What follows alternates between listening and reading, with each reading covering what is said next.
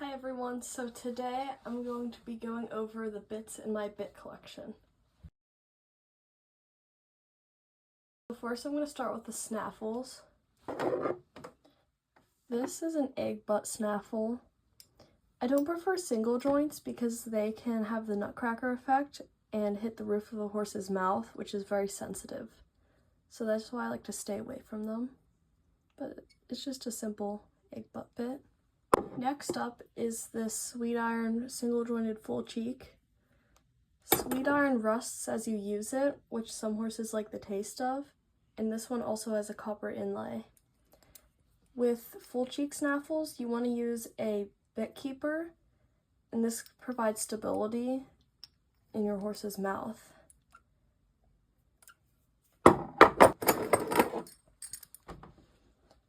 This is an offset O-ring bit.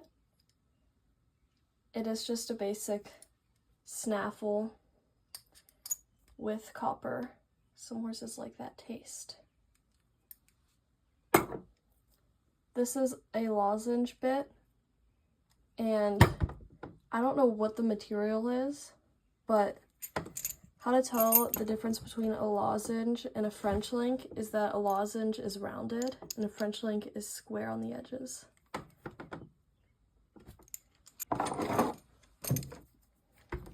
This is a very similar bit, it's just wrapped in leather. Some horses like the taste of leather, and some horses really like leather. I just try to avoid the stitching because this can be abrasive. This is a hanging cheek snaffle.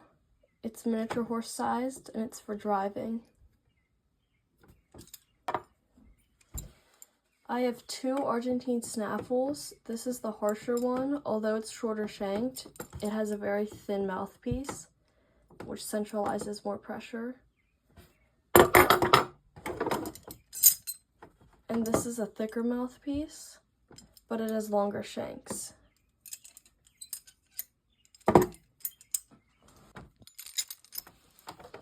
This is a copper roller D-ring bit. The rollers in the copper encourages a horse to relax into the mouth. That's basically it for this one.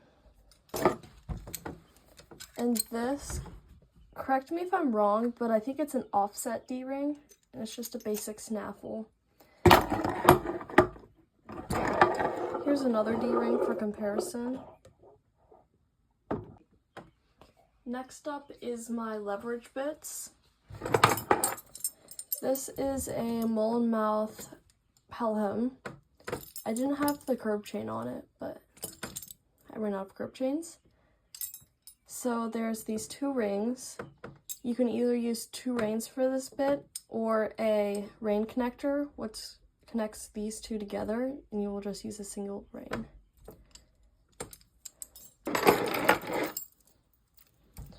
This is a Kimberwick. It has a low port and a curb chain. It does not have rein slots. Lots of Kimberwicks have rein slots, so you can adjust how much leverage you have, but this one doesn't. This is a 3-ring gag bit. This ring is loose, so this can slide. Mouthpiece can slide. And it's a single joint. I don't think this much leverage is very necessary. I just don't like this bit in general, or many leverage bits, but yeah. I have this bit, I'm told it's a jumping bit. It has an extremely large shank, an extremely large purchase, and it's a single joint.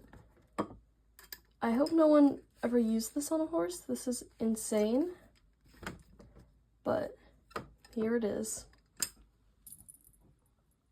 This is a Weymouth bit. It's the leverage bit in a double bridle. I don't know why I just have this. I don't have the snaffle bit, but here it is. This is a shanked boarded bit. Nothing moves. It's all stationary. This is a really pretty leverage bit. We can't tell if this port used to move, but it doesn't move now. But these shanks do.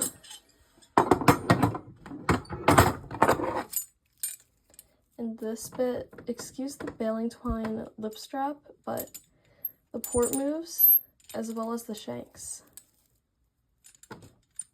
Last and most definitely least is the Tom Thumb bit. I just have this in my collection for some reason, but it's mechanically flawed, and we all know it's not a good bit. All my different materials of bits. This is a Happy Mouth with ridges.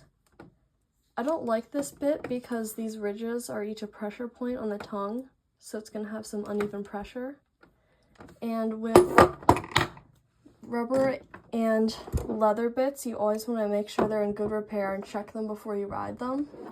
Especially with hard rubber bits, you can get these chew marks, which can hurt their mouth because they're pretty sharp.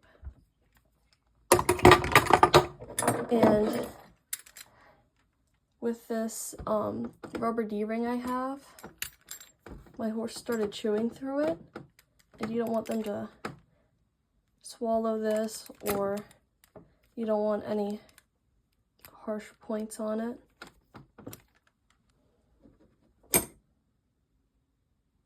I have this Acavello rope bit.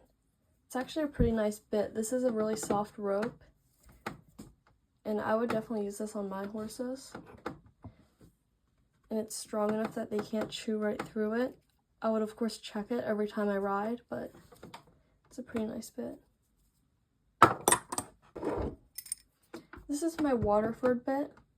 I don't like these bits. The mouthpieces will pinch and create a bunch of pressure points and pinch points across the tongue. But I guess it's just an interesting bit. I didn't feel like taking this bit off because there's nails and screws and I don't want to unscrew it. I don't know what the heck this is. There's a roller and these balls. I don't know what they do, but it seems a little pinchy. I also have a war bridle. I wouldn't use this war bridle in particular because this rope is very abrasive and this kind of comes to like an arch, and I'm pretty sure this will hit the roof of their mouth, which is very sensitive, but it's a very cool bit. I don't have most of my Hackmores, but this is a Jim Warder Hackmore. I try to stay away from rope nosebands because they're pretty harsh and abrasive, as well as curb chains. I would stick to leather, which are softer.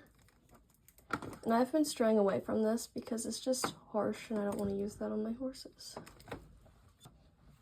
And these are bit guards. They get put on the side of the bit so the horse doesn't get rubs or pinches or anything.